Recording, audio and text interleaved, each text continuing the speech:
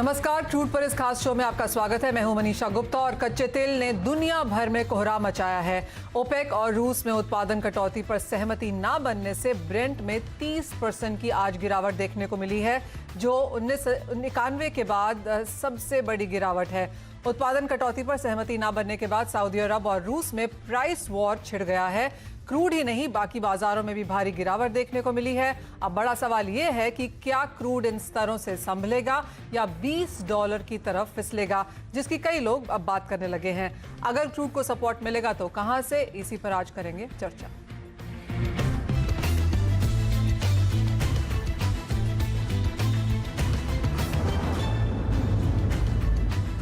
हमारे साथ जुड़े हैं वेंडा इनसाइट्स की वंदना हरी, ट्रिफेक्टा कंसल्टेंट्स के सुकृत विजयकर और निर्मल बैंक कमोडिटीज के कुणाल शाह। आप सभी का कार्यक्रम में स्वागत है। कुणाल, सबसे पहले आपसे बात करना चाहेंगे और कच्चे तेल में जिस तरह की गैप डाउन ओपनिंग हमने इंडियन मार्केट्स में आते हुए देखी है, सर्किट के साथ यहां पर हमने कारोबार खुलते हुए देखा। अब जिस तरह के स्तर हैं आज के लिए, अगले 2-3 दिन के लिए, गिवन द फैक्ट कि रुपए में भी यहां पर भारी उठापटक देखने को मिली है, भारतीय बाजारों में किस तरह के प्राइसेस देखने को मिल सकते हैं? इतने लास्ट 10 से 15 सालों में ऐसा फॉल कभी क्रूड में देखा नहीं है। और दिस इज रियली, जो कहते हैं इकोनॉमिक वॉरफेयर जो चालू हो गया, ऐसा माहौल बनते जा रहा है इंटरनेशनल मार्केट में, जस्ट बिकॉज रशिया ने प्रोडक्शन कट के लिए अग्री नहीं किया। हर टाइम पिछले 2 से 2.5 सालों में ओपेक प्रोडक्शन कट करके प्राइसेस को ऊपर लेके आ रहे हैं, स्टेबल करने की ट्राई कर रहे हैं। बट नाउ रशिया ने ना बोल दिया और दूसरी साइड पे यूएस लगातार हाई पे हाई प्रोडक्शन मारते जा रहा है। तो in this kind of scenario Saudi Arabia has finally decided that we are not going to accept this. और उन्होंने तकरीबन ये जो ऑयल मार्केट 1 मिलियन बैरल की सरप्लस में रहने वाली थी, तो अगर वो प्रोडक्शन बढ़ा के 12 मिलियन बैरल करते हैं तो ये जो नंबर है वो हो जाता है 3 से 3.25 मिलियन बैरल का सरप्लस। और सामने डिमांड ग्रोथ ग्लोबली, सभी G7 इकोनॉमीज ग्लोबल स्लोडाउन चालू है, तो डिमांड ग्रोथ भी नीचे आ रहा है। So the fall in oil prices is because of all this thing. मुझे नहीं लग रहा है जब तक कोई रिजोल्यूशन नहीं आता है ओपेक प्लस और रशिया के बीच में, या वो लोग कोई मीटिंग करते हैं, ऐसा कोई ट्रिगर नहीं आता है, तब तक ऑयल के प्राइसेस का ऊपर जाना बहुत डिफिकल्ट लग रहा है। जैसे आपने राइटली कहा, 2100 2050 तक के सर MCX पे आपको ट्रेड करते हुए देखने मिल सकते हैं।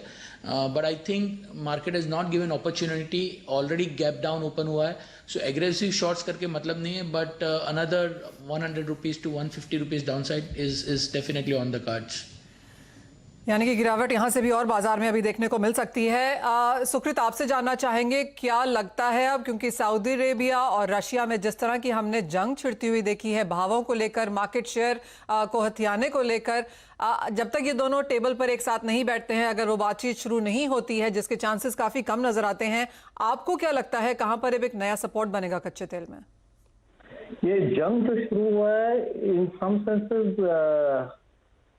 इनएविटेबल था, क्योंकि हालांकि Saudi Arabia can afford to keep its production low, उनका प्रोडक्शन कॉस्ट बहुत कम है, तो उन्हें फिर भी मार्जिन मिलता है। रशिया वगैरह को उनका मार्जिन थोड़ा कम है, तो वो मुनाफा बढ़ाने के लिए उनका आउटपुट ऊंचा रखना पड़ता है जी। और ये जो है, अभी अगर प्राइसेस ऐसे ही नीचे रहे तो यूएस के शेल उत्पादन पे भी उसका क्या कहते हैं हाव पड़ेगा, इम्पैक्ट रहेगा, क्योंकि यूएस के जो शेल उत्पादन है उनका प्रोजेक्ट इवेल्युएट हुआ है तकरीबन $45 WTI के बेसिस पे जी। जो अभी चल रहा है, एक अभी WTI कुछ 30 के आसपास चल रहा है जी। तो कुछ हद तक ये जो कंपनियां हैं इस साल के लिए हेजिंग करके थोड़ी सी सुरक्षित है। 2021 में भी थोड़ी सुरक्षा होगी, मगर इतनी नहीं जितनी 2020 में रहेगी। तो उन्हें संभाल के प्रोडक्शन करना पड़ेगा, उन्हें जबरदस्ती मेरे हिसाब से प्रोडक्शन कम करना पड़ेगा। तो ये जो 3 मिलियन का जो सरप्लस हम देखते हैं, शायद हमें इतना ना देखने मिले, ओके। जो दुनिया के लिए अच्छा रहेगा।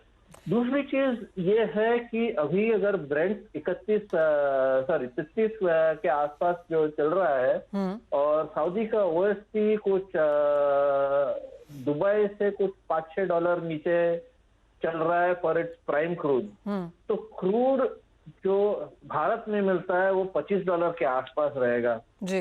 अगर $25 के आसपास रहेगा तो होपफुली पेट्रोल और डीजल और फर्टिलाइजर्स के भाव घटेंगे, तो थोड़ा सा तो डिमांड स्टिमुलस होने की संभावना है। जो कंज्यूमिंग कंट्रीज है ऑफ कोर्स उनको तो यहाँ पर फायदा है, लेकिन कितना लंबा ये फायदा है और जिस तरह की वॉलेटिलिटी हमने प्राइसेस में आते हुए देखी है उसका क्या इम्पैक्ट है ये समझते हैं। वंदना, आपका भी स्वागत है कार्यक्रम में। आप कैसे देखती हैं रशिया और सऊदी अरेबिया के इस झगड़े को, और जो हमने एक पूरा ग्लोबल मार्केट्स एक टैंजेंट में जाता हुआ देखा है, अब यहाँ से क्या एक्सपेक्टेशंस हैं? नमस्कार मनीषा। तो फिलहाल बहुत सवाल हैं मार्केट्स में, जवाब बहुत कम है, और जब तक ये स्थिति बनी रहेगी तब तक फियर, डर बना रहेगा, और जो कि हम आज देख रहे हैं। तो एक्चुअली फ्राइडे को क्या हुआ ये बहुत कम लोग जानते हैं। हमें इतना पता है कि सऊदी अरेबिया और ओपेक चाहते थे कि 1.5 मिलियन बैरल्स पर डे और मार्केट से निकाल दिया जाए सप्लाई, क्योंकि कोरोना वायरस की वजह से बहुत डिमांड डिस्ट्रक्शन हो रहा है। रशिया का position going into the meetings in Vienna last week इतना भी अलग नहीं था। वो कह रहे थे कि शायद एक्स्ट्रा कट करने की जरूरत नहीं है, पर हम करंट कट्स को जारी रख सकते हैं, और हम क्या 600,000 बैरल्स पर डे और कट करना चाहिए, ये हम इस बारे में सोच सकते हैं। तो उनमें इतना बहुत मतभेद भी नहीं था। पर आखिर में जाके फ्राइडे को क्या हुआ तो दैट वी डोंट नो।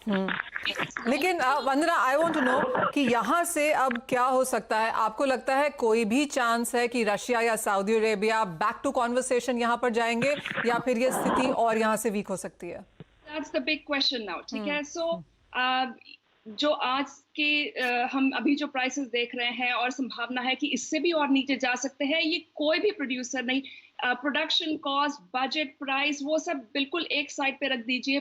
$25 जैसे कि सुकृत जी कह रहे थे जो सऊदीज को मिलेगा, या $30 भी बोल लीजिए, ये कोई भी प्रोड्यूसर नहीं चाहता। मेरे हिसाब से कूलर हेड्स विल प्रिवेल, जैसे इंग्लिश में कहते हैं, sanity will prevail.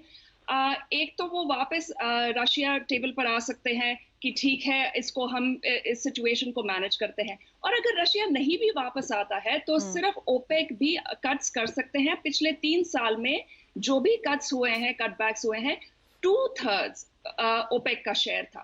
With in the entire non OPEC cuts 43% केवल सऊदी अरेबिया का शेयर था। तो ऐसी बात नहीं है कि ओपेक और सऊदी अरेबिया सिचुएशन नहीं मैनेज कर सकते। आई थिंक ये ईगोस पे आ गया है थोड़ा बहुत। क्या वो अपना ईगो साइड में रख के केवल ओपेक कट कर सकता है? आई थिंक ये परहैप्स होपफुली हमें अगले 2-3 दिन में थोड़ा सा इस पे क्लैरिटी मिलेगी। जी, तो अन्ना, अगले 2-3 दिन के लिए फिर क्या लगता है किस प्राइस रेंज में यहाँ पर क्रूड प्राइसेस कारोबार कर सकते हैं? जब तक हमें क्लैरिटी नहीं मिलती, मेरे हिसाब से मार्केट में डर बना रहेगा और सेलिंग कंटिन्यूड रहेगा। यानी कि 54% की कटौती के बाद जो हमने इस साल में अब तक आते हुए देखी है कच्चे तेल के प्राइसेस में, यहां से भी और गिरावट बाजार में बनती हुई नजर आएगी। सुकृत, आपका भी एक फाइनल व्यू जानना चाहेंगे। आपको क्या लगता है कहां पर सपोर्ट लेवल्स फिलहाल क्रूड के लिए बन सकते हैं नियर टर्म में? जिस तरह का पैनिक बाजार में है, एक वर्स्ट केस सिनेरियो नीचे में कहां पर है? ये जो आंकड़ा आएगा वो मेरे हिसाब से आज रात तक पता लगेगा, जब यूएस फंड मार्केट में आएंगे। फिलहाल जो एक्शन हम देख रहे हैं वो लार्जली ईस्ट से आया है। अभी Europe will just about come in. Europe का असर कुछ $2-1 सुबह है, जब अगर देखा जाए तो ब्रेंट का भाव कुछ $35 के आसपास था, अभी कुछ 31 के आसपास है। 31 के लो से अभी $2 ऊपर चढ़ा है। तो अभी भी कुछ लोगों को ऐसा लगता है कि यार यहाँ पर कुछ तो चांस है रिकवर होने का।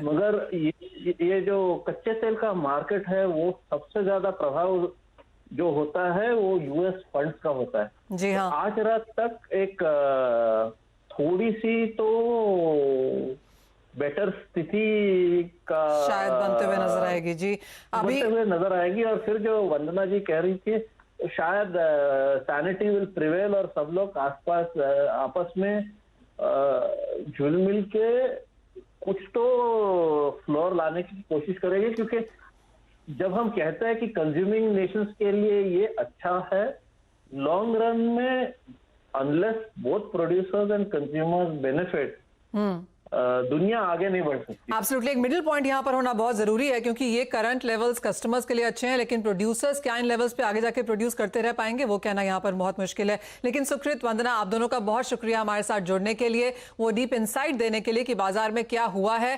कंसर्न्स अभी यहाँ पर खत्म नहीं हुई हैं, अगले 2-3 दिन लगेंगे संभलने में, समझने में कि यहाँ से आगे किस तरह के व्यूज देखने को मिल सकते हैं। लेकिन आज के लिए शॉर्ट पोजिशन पर आप कायम रह सकते हैं।